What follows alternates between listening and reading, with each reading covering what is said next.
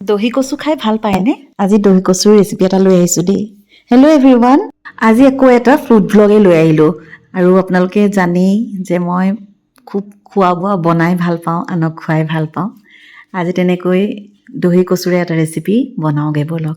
দহি কচুকেইডাল গুচাই ল'লোঁ আৰু তাৰ ওপৰৰ যিটো সেউজীয়া সেউজীয়া থাকে, আমি চুচ বুলি কওঁ, চুচখিনি আঁতৰাই ল'লোঁ। আঁতৰাই ভালকৈ এতিয়া ধুই ল'লোঁ। ধুই এতিয়া মিহি মিহিকৈ কাটি ল'ম। আমাৰ ঘৰত ল'ৰাকেইটাই একদমেই ভাল নাপায় এইটো কচু খাই, কিন্তু ডাল কচুটো খাই বিৰাট ভাল পায় সিহঁতে। কিন্তু মোৰ বিৰাট ফেভাৰেট এই কচুটো। সেইদিনাখন ডাঙৰ চন্দা মাছ এটা দিছিল কোনোবা মানুহ এজনে আমাৰ শইকীয়াক।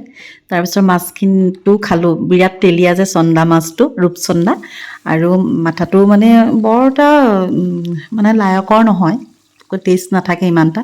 তথাপিও মাছৰ মাথাটো পেলাই দিবলৈ বেয়া পালোঁ। মোৰ বহুত ফেভাৰেট। কাৰ কাৰ ফেভাৰেট ক'ব হা। মাছৰ মাথা আৰু মাছৰ ফিচা বিৰাট ফেভাৰেট। আৰু সেইকাৰণে মই বোলো এইটো দহি কচু যেতিয়া আনিলে তাৰ লগতে আৰু মিলাই পেলি খাওঁ আৰু। তাৰপিছত নহৰু লৈছোঁ। নহৰুকেইটা অকণমান অকণমান এনেকৈ মানে হেঁচা মাৰি মাৰি দিছোঁ। বৰ থুকুচি দিলেও ভাল নালাগে নহৰুকেইটা। আৰু আদাখিনিও তেনেকৈ অকণমান পিচি ল'লোঁ খুন্দাতে। তাৰপিছত আৰু অকণমান নহৰু বেলেগকৈ অকণমান খুন্দিও লৈছোঁ।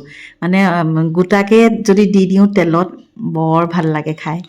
আৰু এতিয়া এইখিনি হৈ গ'ল, খুন্দি ল'লোঁ। এতিয়া পিঁয়াজ এটা কাটি তাৰে অকণমান এফাল পিঁয়াজ দিছোঁ, মিহি মিহিকৈ কাটি লৈছোঁ। এতিয়া যিখিনি মাছ ভজা তেল থাকিলে তাতে জিৰা অলপ দি তাতে তেজপাত দিলোঁ, পিঁয়াজখিনিও দিলোঁ। আৰু যিখিনি অকণমান হেঁচা মাৰি মাৰি লৈছিলোঁ যে কটাৰীখনে, এই নহৰু আৰু নহৰুখিনি ইয়াত দি দিলোঁ। আৰু এইখিনি এতিয়া ভালকৈ ফ্ৰাই হোৱাৰ পিছত তাতে হালধি দিলোঁ আৰু নিমখো দিলোঁ।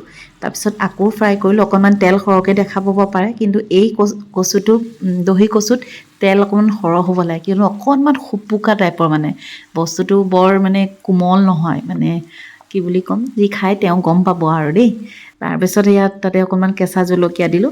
কেঁচা জলকীয়া দি এইখিনি অকণমান আকৌ ভালকৈ ফ্ৰাই কৰি ল'লোঁ। ইয়াতে এতিয়া অকণমান দিছোঁ জিৰা গুড়ি, আৰু ফ্ৰাই কৰি থোৱা মাছখিনি ইয়াতে দি দিলোঁ। দি আকৌ অকণমান সময় এনেকৈ ফ্ৰাই কৰিলোঁ। ফ্ৰাই কৰি তাতে যিখিনি পিচি লৈছিলোঁ আদা আৰু নহৰু ওপৰত দি দিলোঁ। সেইখিনি দি অকণমান ঢাকি দিলোঁ। ঢাকি দি আকৌ উঠাই পেলাই চালোঁ ধুনীয়াকৈ সিজিছে। এতিয়া এইখিনি সিজাৰ পিছত তাতে অকণমান ছানৰাইজৰ জালুকৰ গুড়ি দিলোঁ। আৰু অকণমান জ্বলা হ'লে ভাল লাগে। অকণমান এইটো যদিও বৰ নখজুৱাই, কিন্তু খাওঁতে খজুৱাব পাৰে।